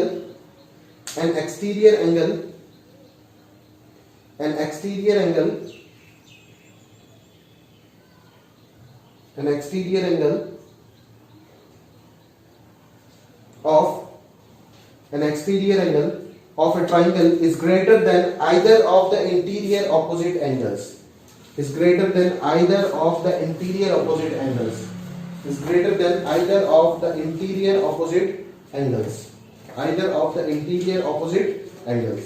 इसी के साथ साथ आपका ये कॉर्लरी और प्रूफ करने का जरूरत नहीं है, क्योंकि ये ऑलरेडी अंडरस्टूड है, आप ऐसे देख के ही इसको समझ सकते हो, ठीक है, इसमें कोई दिक्कत वाला बात नहीं है, ठीक है ना। अगला देखो, अगला थ्योरम नंबर 4 लिखो the sides AB and AC of a triangle ABC, the sides AB and AC of a triangle ABC are produced to P and Q respectively, are produced to P and Q respectively, are produced to P and Q respectively। Stop। If the bisectors of triangle PBC, if the bisectors of triangle PBC and sorry, if the bisectors of angle PBC and angle QCB intersect at O, ठीक है, then prove क्या बोल रहा हूं, then वही पुराना relation angle BOC is equal to 90 minus half of angle A, angle BOC is equal to 90 minus half of angle A। काफी important है और आ सकता है कभी भी एग्जाम में, समझ में आ रहा है ना, 90 minus half of angle A, 90 minus half of angle A, समझ में आ रहा है ना। तो मैं फिगर जो है वो ड्रॉ कर रहा हूं, उसके बाद समझा देता हूं, ठीक है, तो ध्यान से देखो क्या बोल रहे हैं यहाँ पे। कहानी ज्यादा कुछ डिफिकल्ट है नहीं, आप ध्यान से समझ सकते हो कि ये है आपका ट्राइंगल ABC, ठीक है, ये है ट्राइंगल ABC। इसको अपन ने कहां तक एक्सटेंड कर दिया, P तक, और इसको अपन ने कहां तक एक्सटेंड कर दिया, Q तक। अभी ये जो एंगल PBC बन गया ना, इसका बाइसेक्टर, और एंगल QCB बन गया इसका बाइसेक्टर, दोनों का एंगल बाइसेक्टर कहां पे मीट कर रहा है, O पे मीट कर रहा है। तो एंगल BOC मतलब ये एंगल जो है वो आपको किसके इक्वल बताना है, 90 minus half of angle A के इक्वल प्रूफ करना है। तो क्या कर सकते हो, यहां से आप देख सकते हो कि अगर ये एंगल बाइसेक्टर है तो ये एंगल और ये एंगल क्या हो जाएगा, इक्वल हो जाएगा, ठीक है ना, इतना तो समझ आता ही है आपको, ठीक है। सबसे पहले अगर मैं बात करूं तो देखो ये हो जाएगा आपका एंगल B, ये हो जाएगा एंगल B, तो ये कितना हो जाएगा, ये हो जाएगा 180 माइनस एंगल B, उसका आधा कितना हो जाएगा, 180 minus angle B divided by 2। तो ये एंगल हमारे पास मिल गया 180 minus angle B divided by 2, समझ में आया। और इस ये एंगल भी सिमिलरली कितना हो जाएगा, 180 माइनस एंगल C बाई 2। अभी अगर इस BOC ट्राइंगल में एंगल सम प्रॉपर्टी लगाता हूं तो इन तीनों एंगल का समेशन क्या हो जाएगा, 180 डिग्री, यानी कि एंगल BOC प्लस ये कितना है 90 minus angle B by two है ना, ये इसको सॉल्व करो, plus 90 minus angle C by two is equal to कितना हो जाएगा 180 डिग्री। फिर ये तो गया, तो बी और सी का वैल्यू किसके इक्वल आ गया, angle B by two plus angle C by two के इक्वल आ गया। समझ में आ रहा है ना। और फर्दर आपको पता है कि आपको यहाँ पे बीसी से काम नहीं चलेगा, ए पे जाना है, तो फिर से आप इस ट्राइंगल में अगर एंगल सम प्रॉपर्टी लगा देंगे तो आपको क्या मिल जाएगा, angle B plus angle C का वैल्यू, एलसीएम ले लो तो angle B plus angle C by two आ जाएगा ना। और आपको ये पता है कि angle B plus angle C का वैल्यू किसके इक्वल हो जाएगा, 180 माइनस एंगल ए के इक्वल हो जाएगा। और फिर 2 से डिवाइड कर देंगे तो ये 90 माइनस एंगल ए बाई 2 के इक्वल आ जाएगा। ठीक है, तो काफी सिंपल है, बस एंगल सम प्रॉपर्टी के ऊपर बेस्ड है। ठीक है, तो इस प्रकार से आप इजीली इस क्वेश्चन को सॉल्व कर सकते थे। समझ में आया ना। और आप उसमें भी उससे भी कर सकते हो, बट कॉम्प्लिकेट हो जाएगा। वो अभी जो किए हमने एक्सटीरियर एंगल थ्योरम, उससे भी कर सकते हो। खैर करने से ही मतलब है, किसी से भी करो, है ना। और आप समझ सकते हो कि इस चीज को अपन कैसे करेंगे। ठीक है, तो काफी ज्योमेट्री मैंने आपको लिखा दिया, इसका सॉल्यूशन भी पूरा बता दिया। तो उम्मीद करता हूं कि ये थ्योरम जो है वो अपना कॉपी में आप खुद से कर लेंगे। समझ में आ रहा है ना। तो कर लीजिएगा इस चीज को, और लिखने का तो कुछ है ही नहीं, है ना। बस पहले आप गिवन लिखेंगे, फिर प्रूफ, टू प्रूफ, जो प्रूफ करना है वो लिख दोगे, और फिर उसके बाद आपको प्रूफ वाला पार्ट करना है। और प्रूफ वाले पार्ट में कैसे लिखना है, सारी चीज आपको इन डिटेल में पता है। जो भी चीज आप यूज करोगे ना, जो भी चीज यूज करोगे उसको आप हमेशा ब्रैकेट में लिख कर रखना कि वो कहां से आएगा। समझ में आ रहा है ना। बस वही चीज ध्यान देना पड़ता है प्रूफ वाले पार्ट में। ठीक है, तो इसी के साथ साथ अगर मैं बात करूं तो ट्राइंगल चैप्टर का ये जो बेसिक कुछ थ्योरम्स था, 3-4 थ्योरम, और उसके अंदर में जो भी ऑब्जर्व रिजल्ट था वो पार्ट अपन ने कंप्लीट किया है। ठीक है, तो अभी हम अपना एनसीईआरटी पॉइंट ऑफ व्यू से जो मेन फोकस है इस चैप्टर का, कंग्रुएंस, उस टॉपिक को स्टार्ट करते हैं। ठीक है, तो ट्राइंगल का ये पार्ट हो गया। इस पार्ट का थियरी कंप्लीटली ओवर है, सारे थ्योरम मैंने करा दिया। अभी क्वेश्चन जो है वो अगले क्लास में लेंगे, बट अभी हम कंग्रुएंस जो टॉपिक है उसका कंप्लीट थियरी को स्टडी करेंगे। ठीक, तो चलिए अपन स्टार्ट करते हैं अपना अगला टॉपिक जो है कॉन्ग्रुएंस ऑफ ट्रायंगल्स। ठीक है, तो कॉन्ग्रुएंस का पहले डेफिनेशन लिख लीजिए आप, उसका मतलब क्या है। ठीक है, फिर आप समझ जाएंगे कहानी। धीरे धीरे मैं समझाता हूं आपको। लिखिए पहले कि two geometrical figures are said to be congruent if they have exactly the same shape and same size. Two geometrical figures are said to be congruent if they have the same size and shape। ठीक है, if they have the same size and shape। ठीक है, मतलब एक को अगर दूसरे के ऊपर सुपरपोज कर सकते हो ना, बैठा सकते हो, तब जाकर के अपन क्या बोलेंगे कि वो दोनों ज्योमेट्रिकल फिगर क्या है, कॉन्ग्रुएंट है। नोट दे करके लिखो, note number 1, two line segments are congruent if and only if their lengths are equal. Two line segment are congruent if and only if their lengths are equal। if and only if their lengths are equal। if and only if their lengths are equal। बिल्कुल सही। Roman number 2 पे लिखो note का, two angles are congruent if and only if the measure of the two angles are equal। if and only if the measure of two angles are equal। if and only if the measure of two angles are equal। ठीक है, अभी आप heading लगा सकते हो congruence of triangles. Congruence CONGRUENCE, congruence of triangles का heading लगा सकते हो। देखो, two triangles are congruent if and only if one of them can be made to superpose on the other so as to cover it exactly।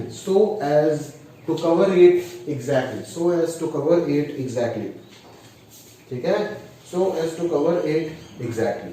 ठीक है, समझ सकते हो कि एक ट्राइंगल को अगर दूसरे के ऊपर सुपरपोज कर सकते हो तो दोनों को अपन क्या बोलेंगे, कॉन्ग्रुएंट। अभी उसके कंडीशंस के बारे में अपन पढ़ेंगे कि कब, मतलब अगर कॉन्ग्रुएंट होता है, अगर दो ट्राइंगल, पहले अपन ये देख लेते हैं कि अगर दो ट्राइंगल कॉन्ग्रुएंट होता है तब क्या होगा। समझ में आ रहा है ना। और अगर दो ट्राइंगल कॉन्ग्रुएंट होता है तो कैसे होता है, वो हम अगले पार्ट में स्टडी करने वाले क्राइटेरिया में। ठीक है, तो लिखो, पैराग्राफ डाल के लिखो, two triangles are congruent two triangles are congruent if and only if and only if there exists a correspondence between their vertices and that between their vertices such that the corresponding sides and the corresponding angles of the two triangles are equal or congruent समझ में आया ना? और congruent मतलब अगर मैं यहाँ पे एक ट्राइंगल बनाता हूँ ABC, मान लीजिए एक ट्राइंगल है मेरा यहाँ पे ABC, ठीक है, और दूसरा ट्राइंगल है यहाँ पे DEF, दूसरा ट्राइंगल क्या है मेरा DEF। तो अगर मैं बोलता हूँ कि ये दोनों ट्राइंगल कॉन्ग्रुएंट है, यानी कि if triangle ABC is congruent to triangle DEF, ठीक है, देन क्या होगा? AB किसके इक्वल होगा? DE के इक्वल होगा, समझ में आ रहा है? फिर AC किसके इक्वल होगा? DF के इक्वल होगा, समझ में आ रहा है? और BC जो होगा वो किसके इक्वल होगा? EF के इक्वल होगा। उसके साथों साथ कॉरेस्पॉन्डिंग एंगल को भी क्या बोल सकते हैं? इक्वल, यानी कि ये एंगल इसके इक्वल होगा, ये इसके इक्वल होगा और ये इसके इक्वल होगा, समझ में आ रहा है ना? एंड आप ये बोल सकते हो कि एंगल BAC, या फिर डायरेक्टली ऐसे बोल दो ना, angle A is equal to angle D, angle B is equal to angle E and angle C is equal to angle F, ठीक है? ये पार्ट आप लिख कर रखिए, समझ में आया? कि अगर दो ट्राइंगल कॉन्ग्रुएंट होता है तब हम ये कंक्लूड कर सकते हैं, ठीक है? और उसी को हम बोल देते हैं ना CPCT, है ना? हम ऐसे लिख देते हैं थ्योरम में, देखोगे आप जब प्रूफ कर रहे कि दो ट्राइंगल अगर कॉन्ग्रुएंट है, अगर हम कॉन्ग्रुएंट प्रूफ कर देते दोनों ट्राइंगल को कुछ क्राइटेरिया यूज करके, क्या क्राइटेरिया यूज करेंगे वो हम आगे देखेंगे। अगर हम दोनों ट्राइंगल को कॉन्ग्रुएंट प्रूफ कर देते तो आप लिख देते बाय CPCT मतलब corresponding pair of congruent triangle, हम ये सारे रिलेशंस लिख सकते हैं, ठीक है? तो इस चीज का मतलब मैं आपको लिख करके दे देता हूँ, CPCT हम थ्योरम में ये चीज यूज करते हैं बहुत जगह, ठीक है? तो ये चीज आप लिख करके रखो, एरो दे करके लिखो, CPCT indicates corresponding parts of congruent triangles, मतलब अगर ये दोनों ट्राइंगल कॉन्ग्रुएंट होता है, बार बार बोल रहा हूँ, कंडीशन क्या है, फोकस करो। अगर ये दोनों ट्राइंगल कॉन्ग्रुएंट होता है तो कॉरेस्पॉन्डिंग साइड्स इक्वल होगा और कॉरेस्पॉन्डिंग एंगल भी क्या होगा? इक्वल होगा, मतलब ये इसके इक्वल, ये इसके इक्वल, ये इसके इक्वल और ये साइड इसके इक्वल, ये साइड इसके इक्वल, ये साइड इसके इक्वल। अगर दो ट्राइंगल कॉन्ग्रुएंट होता है तो, और वो दोनों ट्राइंगल कॉन्ग्रुएंट होता है तो बोल रहा हूं, अभी कॉन्ग्रुएंट होगा कैसे वो अपन अभी देखेंगे, समझ में आ रहा है? जो बोल रहा हूं उस चीज को ध्यान से बारीकियों के साथ समझने का प्रयास कीजिएगा, ठीक है? लिख करके लिखिए अच्छे से, ठीक है? उम्मीद करता हूं आप लिख लिए होंगे। अगला हेडिंग लगाइए कॉपी में, लिखिए criteria for congruence of triangles, समझ में आया ना? Criteria for congruence of triangles, यानी कि दो ट्राइंगल को कॉन्ग्रुएंट होने के लिए क्या क्या क्राइटेरिया हमारे सामने है, समझ में आया? दो ट्राइंगल को कॉन्ग्रुएंट होने के लिए क्या क्या क्राइटेरिया हमारे पास है, समझ में आया? ठीक है, पॉइंट नंबर 1 समझ में आया, पॉइंट नंबर 2, पॉइंट नंबर 3, इस प्रकार से चलेगा, बट एक पॉइंट के अंदर काफी सारी चीजें डिस्कस किया जाएगा, समझ में आएगा? ठीक है, आपको जो चलाना है पूरा टॉपिक क्राइटेरिया वही है, पूरा चैप्टर का मुद्दे का चीज है, याद रखिएगा। ये 5 पॉइंट जिसने समझ लिया वो पूरा चैप्टर समझ जाएगा, ये 5 पॉइंट जिसने समझा नहीं उसको बाकी सब कुछ समझ में आ भी गया तो भी कोई फर्क नहीं पड़ता है, ठीक है, वो कर नहीं पाएगा सवाल, ठीक है। तो ये 5 पॉइंट समझना काफी इंपॉर्टेंट है, ठीक है। तो अगर मैं आपको बात करूं तो सबसे पहले आप यहाँ पे देख सकते हो SAS कॉन्ग्रुएंसी हम पढ़ेंगे, साइड एंगल साइड क्या होता है समझेंगे, फिर अपन पढ़ेंगे ASA एंगल साइड एंगल, फिर पढ़ेंगे AAS, ठीक है, एंगल एंगल साइड, फिर पढ़ेंगे SSS साइड साइड साइड, और फिर पढ़ेंगे अपन RHS यानी कि right right angle triangle hypotenuse side, समझ में आया ना, क्लियर है। तो उस प्रकार से हम पांचों कॉन्ग्रुएंसी को स्टडी करेंगे, है ना। तो चलो पहला जो पॉइंट है उससे स्टडी करते हैं। याद रखिएगा S A S S S S A R H S 5 प्रकार के कॉन्ग्रुएंसी होते हैं। क्या होते हैं वो हम डिटेल में देख रहे हैं और उसका सारे प्रॉपर्टी भी देख रहे हैं, ठीक है। Side angle side, angle side angle, angle angle side, side side side, और ये हो गया आपका राइट एंगल हाइपोटेन्यूज साइड, समझ में आया ना। एक राइट एंगल होगा, एक हाइपोटेन्यूज इक्वल होगा दूसरे साइड, ठीक है। तो आप अच्छे से लिख लीजिए, ये सारे कहानी आप अच्छे से लिख लीजिए, फिर अपन बात करते हैं।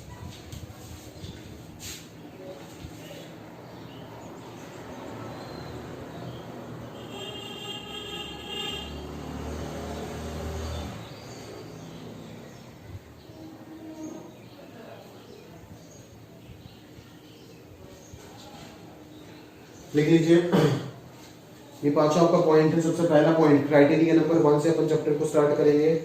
लिखिए क्राइटेरिया नंबर 1 पे S side angle side bracket में S A S congruence, side angle side dash देके लिखिएगा, side dash angle dash side bracket में लिख लीजिएगा S A S congruency criteria, congruency सीई लिख दीजिएगा, कॉन्ग्रुएंसी क्राइटेरिया, ठीक है। हेडिंग लगाइए number 1 side angle side bracket में ये कॉन्ग्रुएंसी क्राइटेरिया, ठीक है। सबसे पहले स्टेटमेंट लिखिए, फिर उसका प्रूफ वगैरह पे अपन बात करेंगे। देखिए टू ट्राइंगल्स आर कॉन्ग्रुएंट। देखो ये सारे पार्ट के ना स्टेटमेंट ही दिया हुआ है, एनसीईआरटी में ये सब का प्रूफ वगैरह नहीं दिया, बट मैं आपको प्रूफ करा के दूंगा, क्योंकि अगर प्रूफ नहीं करते तो अपन उतना कॉन्फिडेंस नहीं मिलता। पता नहीं मुझे नहीं मिलता है, अगर आपको मिल जाता है तो वो अलग बात है, ठीक है, बट मुझे नहीं मिलता है इसीलिए मैं कराता हूँ। अगर मैं करा रहा हूँ तो आपको भी करना रिस्पॉन्सिबिलिटी बनता है, ठीक है। तो कुछ भी चीज छोड़ना गलत बात है ना, करना सारी चीज है। एग्जाम में क्या आएगा नहीं आएगा वो अपन सोच के फायदा नहीं, ठीक है। एग्जाम देने वाला देगा, ठीक है, पेपर सेट करने वाला वो देगा, बाकी पढ़ना हमें सब कुछ है, ठीक है। क्योंकि आगे जब भी कॉम्पिटिटिव एग्जाम्स आएगा उसमें आपका बोर्ड एग्जाम का रूल जो है वो काम नहीं करेगा, उधर आपको सब कुछ पढ़ना पड़ेगा, ठीक है। पहला पार्ट लिखिए, स्टेटमेंट लिखिए, two triangles are congruent if two sides, two triangles are congruent if two sides and the included angle of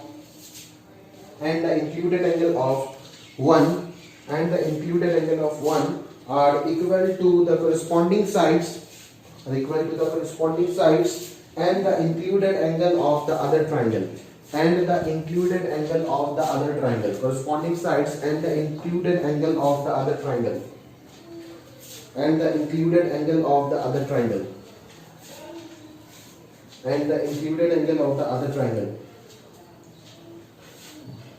ठीक है। तो करते हैं, है ना। बोला गया है आपको कि ये है आपका पहला पार्ट, मान लीजिए ये है आपका पहला पार्ट, ए बी सी एक ट्रायंगल है और दूसरा है आपका डी ई एफ एक ट्रायंगल, ठीक है। एस ए एस का मतलब है कि अगर ये साइड इसके इक्वल है, ये साइड इसके इक्वल है और included angle between this two side, ये एंगल और ये एंगल लेने से काम नहीं चलेगा, इन दोनों को लेना पड़ेगा। Included angle between this two side, समझ में आ रहा है ना। जो दो साइड को आप इक्वल बता रहे हो उसका इंक्लूडेड एंगल होना चाहिए, समझ में आया। तब जाकर के ये दोनों ट्राइंगल को कॉन्ग्रुएंट आप बोल सकते हो।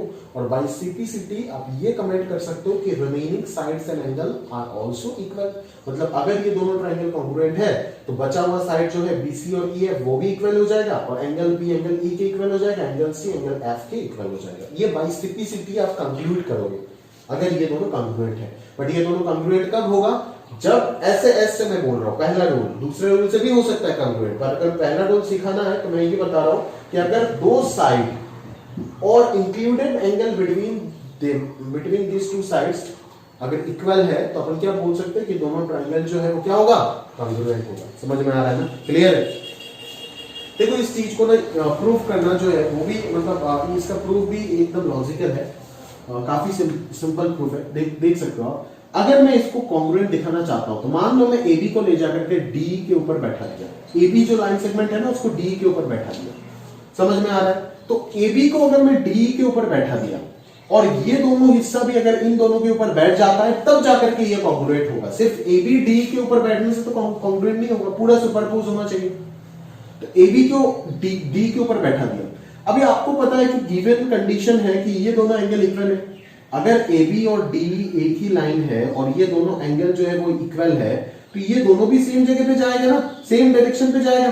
मतलब आपका AC जो है और DF जो है वो दोनों के दोनों सेम डायरेक्शन में जाएगा ना ऑब्वियसली। उल्टा कर दिया, ये B होगा, E होगा और ये A होगा, D होगा। AC और DF भी सेम जाएगा, बट आपको ये भी पता है, ये भी गिवन है कि AC और DF भी लेंथ इक्वल है। मतलब AC और DF अगर लेंथ इक्वल है तो C और F सेम पॉइंट होगा। समझ में आ रहा है? क्लियर है? और फाइनली आपको ये पता है कि अगर B और E सेम पॉइंट है, C और F सेम पॉइंट है, तो ये लाइन जो होगा, ये लाइन, यही लाइन सेगमेंट होगा BC और यही लाइन सेगमेंट होगा EF। मतलब BC और EF भी क्या हो गया? इक्वल हो गया। समझ में आया ना? तो आपको क्या पता चल गया कि ये ट्राइंगल पूरा एक दूसरे के ऊपर सुपरपोज हो गया, तो ट्राइंगल को अपन क्या बोल सकते हैं? कॉन्ग्रुएंट बोल सकते हैं। समझ में आ रहा है ना? तो इस प्रकार से हम इस चीज का जो है कॉन्ग्रुएंसी बात कर सकते हैं। ठीक है, तो अभी मैं इसका प्रूफ आपको लिखा देता हूं, बस लिखना ही आपको और कुछ करना नहीं है यहाँ पे। ठीक है, तो आप एक बार फटाफट लिख लीजिए। तो पहले तो प्रॉपर्ली साइड पे दोनों डायग्राम बना लीजिएगा और उसके बाद लिख लीजिएगा। ठीक है, लिखिए। पहले गिवन लिखिए, given two triangles ABC and DEF, given two triangles ABC and DEF such that AB is equal to DE, such that AB is equal to DE, comma AC is equal to DF, and angle A is equal to angle D. AB is equal to DE, AC is equal to DF, and angle A is equal to angle D. Angle A is equal to angle D. To prove triangle ABC congruent to triangle DEF, ये congruency का symbol है। To prove triangle ABC congruent to triangle DEF, ये congruency का symbol है। ठीक है, फिर अगला लाइन पे लिखो, नीचे प्रूफ लिखो place triangle ABC over triangle DEF, place triangle ABC over triangle DEF such that the side AB falls on side DE, the side AB falls on side DE, comma vertex capital A falls on vertex D and B, falls on vertex D and B, falls on vertex D and B on E, such that side AB falls on side D, comma vertex A falls on vertex D and B on E. Stop. Since angle A is equal to angle D, since angle A equals angle D, stop. Therefore, comma AC will fall on DF. AC will fall on DF. Therefore, AC will fall on DF. AC will fall on DF. Stop. But AC is equal to DF. But AC is equal to DF. But AC is equal to DF. And capital A falls. And capital A falls on D. Capital A falls on D. Stop. Therefore, comma C, capital C will fall on F. Capital C will fall on F. Capital C will fall on F. Stop. Thus, comma AC coincides with DF. AC coincides with DF. AC coincides with DF. ठीक है, नीचे लिखो paragraph देखे। Now comma B falls on E, and C falls on F. Stop. Therefore, comma BC coincides with EF. BC coincides with EF. नीचे लिखो Does triangle ABC when superposed on triangle DEF, triangle ABC when superposed on triangle DEF, comma, covers it exactly, covers it exactly, covers it exactly. Stop. Hence by definition of congruency, hence by definition of congruency, triangle ABC is congruent to triangle DEF. Simple से लिख दो, triangle ABC is congruent to triangle DEF. ठीक है, मैं बार बार बोल रहा हूं कि इस चीज में बच्चे गड़बड़ कर लेते हैं. अगर दो कोरिस्पॉन्डिंग साइड इक्वल है और इंक्लूडेड एंगल बिटवीन देम, कोई ना ये एंगल दो साइड ये इसके इक्वल ये इसके इक्वल और इस एंगल को दिखा इक्वल दिखा करके बोल देगा कि बाई एस से S we can conclude that the triangles are congruent, जो कि गलत है. समझ में आ रहा है ना? तो ये गलती आपसे ना होना चाहिए बच्चा कभी भी, ठीक है ना? तो समझना चाहिए कि जिस दोनों साइड को आप कंसीडर कर रहे हो उनके ही बीच का एंगल को आपको लेना है. जिस दोनों साइड को, अगर आप ये साइड और ये साइड लेते हो तो ये एंगल होना पड़ेगा. समझ में आ रहा है ना? इंक्लूडेड एंगल बिटवीन देम, वही आना चाहिए, वही मेन मुद्दे का चीज है. समझ में आता है? क्लियर है? तो इस कॉन्ग्रुएंसी के ऊपर यूज करके मैं इसका एक एप्लीकेशन आपको दिखा देता हूं, ठीक है ना? एक एप्लीकेशन उसका पढ़ लेते हैं. चलो एक थ्योरम लिख लो, एक थ्योरम लिख लो. देखो, angles opposite to angles opposite to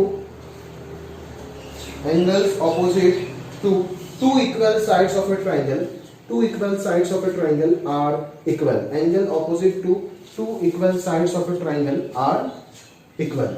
समझ में आया मेरी बात?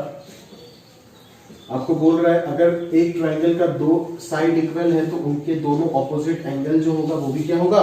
इक्वल होगा. Angle opposite to two equal sides of a triangle, मतलब अगर मैं AB और AC को इक्वल बोल रहा हूं, है ना? टू इक्वल साइड बोल के दिया, मतलब AB और AC इक्वल बोल के दिया, तो आपको प्रूफ करना है B एंगल और C एंगल क्या है? बराबर है. ठीक है, तो अपन क्या करते हैं ना, यहाँ पे क्या करते हैं? कुछ नहीं, आप एक काम करो, B और C एंगल आपको बराबर है. आप एक काम करो, आप तो क्या कर लो ना, आप एक एंगल बाइसेक्टर खींचो यहां से. क्यों मैं बोल रहा हूं आपको? अगर आप एंगल बाइसेक्टर यहां से खींचोगे तो ये दोनों एंगल क्या होगा? इक्वल हो जाएगा. समझ में आ रहा है? इसको मैं D बोल देता हूं. ये दोनों एंगल पक्का इक्वल होगा. एंगल बाइसेक्टर अगर खींचूंगा तो इन दोनों ट्रायंगल से मैं क्या बोल सकता हूं? इन दोनों ट्रायंगल से मैं क्या बोल सकता हूं कि ये साइड इस साइड के इक्वल है, ये साइड इसी के इक्वल है, because this is the common side, और इंक्लूडेड एंगल बिटवीन देम, ये दोनों भी क्या हो गया? इक्वल हो गया. तो उस लॉजिक से मैं बोल सकता हूं कि ये दोनों ट्रायंगल कॉन्ग्रुएंट है. तो वो कॉन्ग्रुएंट दिखाने के लिए ही मैंने सोच के ये एंगल बाइसेक्टर खींचा. अदरवाइज आप यहाँ पे मीडियन, परपेंडिकुलर बाइसेक्टर कुछ भी खींच सकते हैं, बट मैंने यहाँ पे एंगल बाइसेक्टर क्यों खींचा? बिकॉज मेरे को एक साइड लाइन चाहिए था जो कि इक्वल हो दोनों ट्रायंगल में, और दो एंगल भी इक्वल चाहिए था. बिकॉज इंक्लूडेड एंगल का कंसेप्ट मैं आपको सिखाना चाहता था. समझ में आ रहा है ना? क्लियर है? इसीलिए आप देख सकते हो कि ये दोनों गिवन था, ये दोनों इक्वल हो गया, और इंक्लूडेड एंगल बिटवीन देम भी क्या हो गया? इक्वल हो गया. तो अपन क्या बोल सकते हैं? जैसे अगर मैं इसको तरीके से बनाऊं ना यहाँ पे अलग अलग करके, तो आप देख सकते हो. ये देखो एंगल AB, ट्रायंगल ABD, समझ में आ रहा है ना? और ये देखो आपका ट्रायंगल ACD, इसको उल्टा करके बनाया ट्रायंगल ACD. AB AC के इक्वल है, AD और AD तो कॉमन इक्वल है, और ये एंगल के इक्वल है. समझ में आ रहा है? तो by SAS, side angle side, side angle side से अपन क्या बोल सकते हैं कि ये दोनों ट्रायंगल क्या होगा? कॉन्ग्रुएंट होगा. और अगर ये दोनों ट्रायंगल कॉन्ग्रुएंट होता है तो by CPCT we can conclude that corresponding part of the congruent triangles are equal. समझ में आया ना? corresponding part क्या है? corresponding part में ये एंगल आएगा, ये एंगल आएगा. समझ में आ रहा है ना? ये साइड आएगा, सब कुछ आएगा. बट हमारा जरूरत क्या है? बस किस एंगल की जरूरत है? तो अपन बोल सकते हैं कि ये दोनों जो एंगल होगा वो क्या हो जाएगा? इक्वल हो जाएगा. समझ में आ रहा है? क्लियर है? तो लिख लेते हैं. समझ में आया ना? लिख लेते हैं. डायग्राम साइड में बना लीजिएगा अच्छे से. लिख लेते हैं. देखो given triangle ABC in which AB is equal to AC, in which AB is equal to AC, in which AB is equal to AC. To proof में लिखोगे, ऑपोजिट एंगल है ना, AB का ऑपोजिट एंगल C है. To proof में लिखोगे angle C is equal to angle B. Opposite angle मतलब B और C अगर इक्वल है तो C और B भी इक्वल है. नाम नहीं दे पा रहे थे इसीलिए साइड का ऑपोजिट एंगल बोल के दिया. बट कहानी तो एक ही बात है ना. आइसोसेलेस ट्रायंगल में आप देखते हो ये दोनों साइड अगर इक्वल है तो अपन ये दोनों इक्वल बोल देते, थोड़ी ना ये और ये बोलते. मतलब एक ही है, बट नाम नहीं दे पा रहे इसीलिए इसका ऑपोजिट एंगल बोला। समझ में आया ना? बी और सी इक्वल और सी और बी इक्वल, बात बराबर है। टू प्रूफ में लिखो angle C equal to angle B, ठीक है। फिर कंस्ट्रक्शन लगाओ, कंस्ट्रक्शन यहाँ पे तो कंस्ट्रक्शन है, पहला कंस्ट्रक्शन आया जो आपको सोचना पड़ा। कंस्ट्रक्शन जिस बच्चे को सोचना आता है वो पूरा ज्योमेट्री कर लेता है, याद रखिएगा, ठीक है। और उसी को आपको डेवलप करना है, स्पून फीड नहीं करना अपने दिमाग में। पूरा 9th का मैथ्स जो है ना वो ज्योमेट्री के ऊपर बेस्ड है। फीडिंग नहीं करना है, स्पून फीडिंग नहीं करना है, तो सीखोगे नहीं कभी। जितना बुक में आता है उतना ही कर लोगे और उतना ही आएगा तो 100 में 100 आएगा। समझ में आया ना? कंपटीशन में जरा सा ही हो जाओगे, ठीक है, बुरे तरीके से फर्स्ट हो जाओगे और हार मान जाओगे। समझ में आ रहा है ना? चाहे आपका 100 में 100% आए, कोई फर्क नहीं पड़ता। आईटी का खेल में आप बुरे तरीके से हार जाओगे।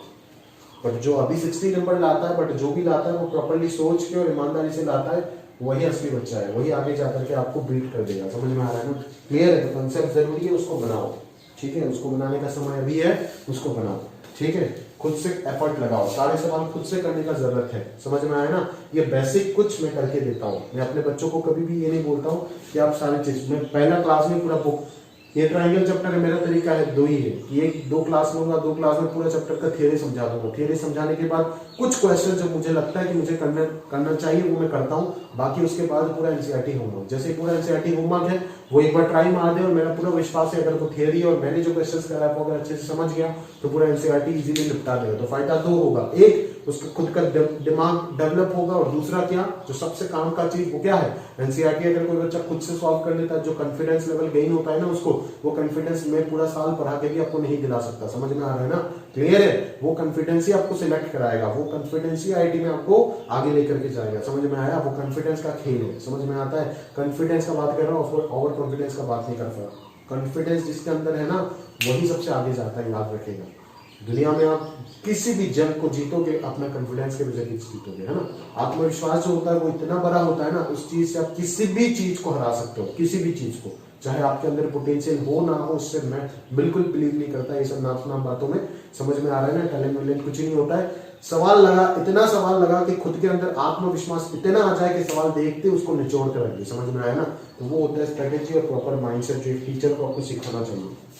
बट स्पून फीड मैं नहीं करता, सपोर्ट करने के लिए हमेशा हूँ, ठीक है ना? सवाल करके दूंगा, एनसीईआरटी होमवर्क में दे दूंगा, बच्चा घबरा जाता है नहीं, अभी बच्चा नहीं घबराता है, पहले घबराता था, अभी नहीं घबराता। अभी बस दो सब अपन पहले ट्राई मारते, कर लेंगे पूरा एनसीईआरटी, हमको उम्मीद है कि अपन कर लेंगे। और जो बच्चा शैतान है, करना नहीं चाहता है, होमवर्क देने के बाद भी गाइड बुक वगैरह खोल के देख लेता है, उसका तो कभी कुछ नहीं होने वाला, चाहे मैं कितना भी पढ़ा दो उसको, ठीक है। खैर आगे लिखिए, फालतू बात करके समय बर्बाद नहीं कर सकते वीडियो में। वीडियो काफी कम टाइम के लिए बनना चाहिए, 1 घंटे के ऊपर ही चल रहा है शायद, मुझे जहां लग रहा है। तो अब लिख लीजिएगा क्या लिखना है। हाँ भाई, कंस्ट्रक्शन लिखिए, draw the bisector AD of triangle A which meets BC in D. Draw the bisector AD of triangle A which meets BC in D, which meets BC in D. Draw the bisector AD of triangle A which meets BC in D. अगला proof लिखो, proof देखो, in triangle ABD and triangle ACD we have AB is equal to AC, नीचे लिखो angle BAD is equal to angle CAD। AB equal to AC के bracket में लिख देना given, क्योंकि ये गिवन था। फिर लिखो angle BAD is equal to angle CAD, bracket में लिखो by construction. Angle BAD is equal to angle CAD, bracket में लिखो बाय कंस्ट्रक्शन। और फिर नीचे लिखो AD is equal to AD, bracket में लिखो कॉमन साइड, ब्रैकेट में लिखो कॉमन साइड, ठीक है ना? पहले लिखना है AB इक्वल टू AC, फिर लिखना है angle BAD is equal to angle CAD, फिर लिखना है AD इक्वल टू AD। ये कॉमन साइड है, ये वाला गिवन है, और ये एंगल का वाला क्या कंसेप्ट देंगे, एंगल वाला बाय कंस्ट्रक्शन। समझ में आ रहा है? नीचे लिखो therefore by SAS criteria of congruency, therefore by SAS criteria of congruency, we have triangle ABD is congruent to triangle ACD. Triangle ABD is congruent to triangle ACD. Triangle ABD is congruent to triangle ACD. नीचे implies angle B is equal to angle C. Implies angle B is equal to angle C. ये जो angle B is equal to angle C लिखोगे ना, उसके bracket में लिख देना by CPCT. That is corresponding part of congruent triangle. समझ में आ रहा है ना? क्लियर है? नीचे एक नोट लिख करके रख, नीचे एक नोट दे के लिख, The converse of the above theorem is also true. The converse of the above theorem is also true. That is, if two angles of a triangle are equal, then the sides opposite to them are also equal. Then the sides opposite to them are also equal.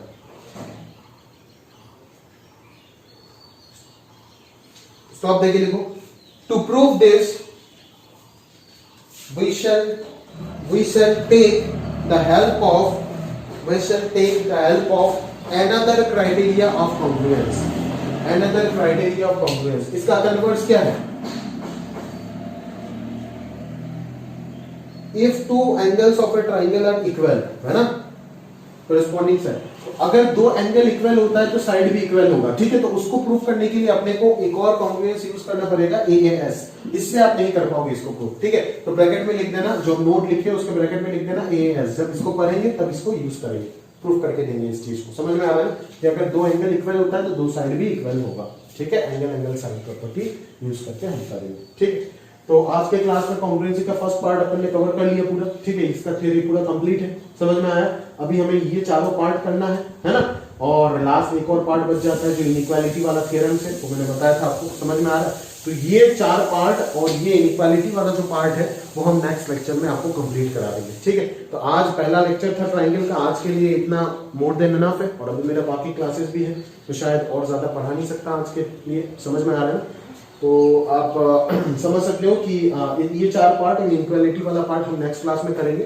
Next class में हमारा triangle पूरा chapter का जो theory part है वो complete हो जाएगा. ठीक है, सारे थ्योरम, सारे कॉन्ग्रुएंस टाइप्स, उसका प्रूफ सब कुछ कंप्लीट हो जाएगा थियरी पॉइंट ऑफ व्यू से. समझ में आया ना? क्लियर है? और उसके बाद अपन लेक्चर 3 में देखेंगे क्वेश्चन कैसे सॉल्व करेंगे यूजिंग कॉन्ग्रुएंस. समझ में आया? तो लेक्चर 3 में अपन क्वेश्चन करेंगे, और लेक्चर 3 में बहुत सारे, मतलब मान लो एनसीईआरटी, और लेक्चर 1 आज हो गया. फिर से समझा देता हूँ, लेक्चर 1 आज हो गया. लेक्चर 2 ये वाला पार्ट और ये वाला पार्ट थ्योरी पूरा कंप्लीट हो जाएगा. 2 लेक्चर में पूरा थ्योरी खत्म. लेक्चर 3 में एनसीईआरटी के जितने डिफिकल्ट क्वेश्चन, 5 एक्सरसाइज मिला करके, और शीट के जितने डिफिकल्ट क्वेश्चन वो मैं खुद क्लास में करा के दे दूंगा. उतना कर लोगे तो मुझे विश्वास है कि आप बाकी सारे निपटा लोगे जितना होमवर्क दूंगा. फिर थर्ड लेक्चर को वो सारे क्वेश्चंस में करा के पूरा एनसीईआरटी बुक और पूरा शीट में आपको होमवर्क पे दे दूंगा. आप पूरा करोगे. करने के बाद आपका जो डाउट आता है वो सारे डाउट्स हम लेक्चर 4 में आपको सॉल्व करा के दे देंगे वीडियो में. ठीक है, तो इस प्रकार से 4 लेक्चर में हम अपना पूरा चैप्टर जो है उसको कवर कर देंगे संडे तक. ठीक है, तो संडे तक और 3 लेक्चर, आज तो वेडनेसडे है, और नेक्स्ट और 4 दिन के अंदर आपको और 3 लेक्चर मिलेगा. किस प्रकार से मिलेगा ऑलरेडी मैंने आपको एक्सप्लेन कर दीजिएगा. ठीक है, तो सब कुछ बता दिया मैंने आपको. पढ़ लीजिएगा अच्छे से और पढ़ते रहिएगा लगातार. सेट में भी काफी होमवर्क है आप लोगों का क्लास 9 का. ठीक है, तो सारी चीज दोनों को मेंटेन करना. मैंने पहले आपको बोल के दिया लास्ट वीक को कि नेक्स्ट वीक काफी होमवर्क मिलेगा आप लोगों को. ठीक है, तो अब पता है आपको कि कैसे करना है, बट करना तो पड़ेगा समय पे अपना काम. ठीक है, वो तो मैंडेटरी है. ठीक है, अदरवाइज तो फ्रस्ट्रेट हो जाऊंगा मैं, तो पिटाई करूंगा आपका. समझ में आ रहा है? तो काम तो आपको करना पड़ेगा. तो आप समझ सकते हैं कि किस प्रकार से करना है. और इसी के साथ साथ आज का क्लास जो है वो अपन समाप्त कर रहे हैं यहीं पे. तो आज के लिए ऑल द बेस्ट और ठीक.